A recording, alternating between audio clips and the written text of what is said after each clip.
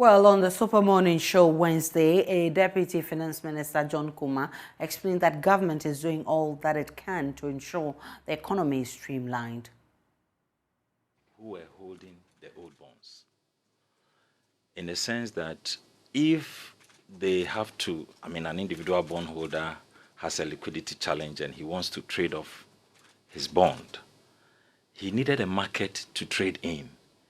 And because you have transitioned all the old bonds to the new ones, he's virtually going to get maybe 10% of the value of his bond. So, for instance, let's say I have a bond of 1 million Ghana cedis as an individual bondholder. If we finally transition to the new bonds, there will be no market, especially in the secondary market for me, in case I have a liquidity challenge. I cannot trade that 1 million cedis that I have for immediate liquidity. And that may cause me to receive maybe just 100,000 out of the 1 million. And so we realized that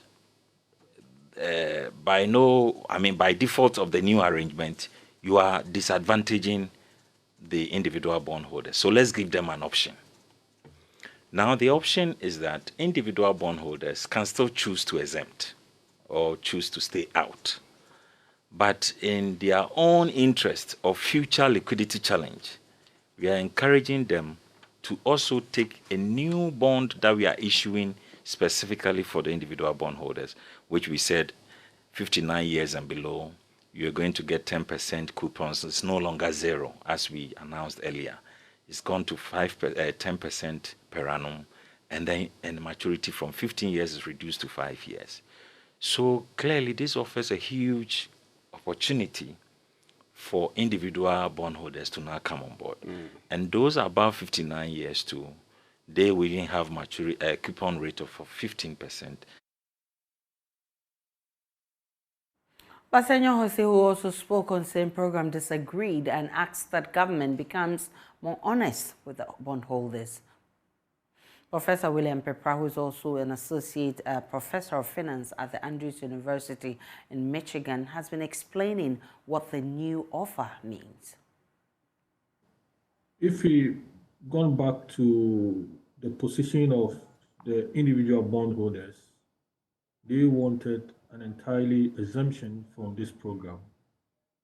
But you could also hear from the sentiment of the people who spoke during that period was that they wanted some form of income or regular income coming from their investment.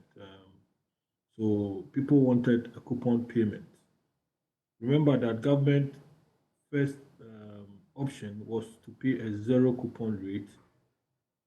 Government came to a 5% coupon rate in 2023.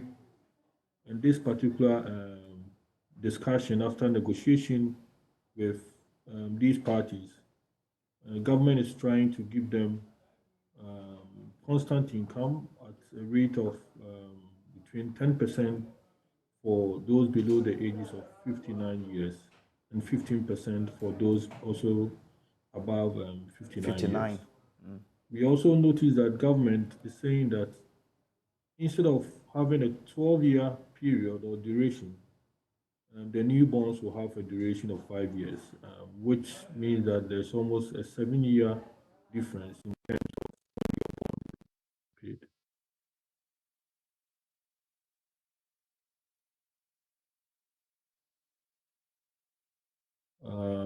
One caveat from the new communication by government is that if you decide to hold your bonds, your old bonds, government has not mentioned that he's not going to pay. What it means is that you may have to hold your bond till maturity. We shouldn't forget that some of the bonds, the old bonds, they have longer years, more than the 5 years being discussed now. It's going to affect what we call the yield on the old bonds.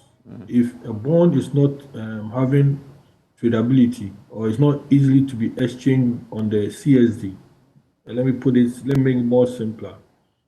If you cannot trade your bond in between time, the value of the bond will decrease. Okay. That is what government is saying in the communication, and he's advising that there will be more trading on the bonds of the new bonds under 5 years. So he will encourage investors to buy into the new bond